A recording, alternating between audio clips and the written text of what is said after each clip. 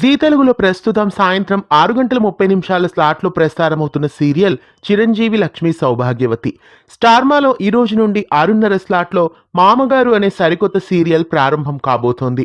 అందువలన చిరంజీవి లక్ష్మి సౌభాగ్యవతి సీరియల్ను ఈరోజు break free ఎపిసోడ్గా ప్రేక్షకుల ముందుకు తీసుకువస్తున్నారు. అడ్వర్టైజ్మెంట్ లేని ఎంటర్టైన్మెంట్తో చిరంజీవి లక్ష్మి సౌభాగ్యవతి ఆగకుండా అరగంట సేపు టెలికాస్ట్ కాబోతోంది.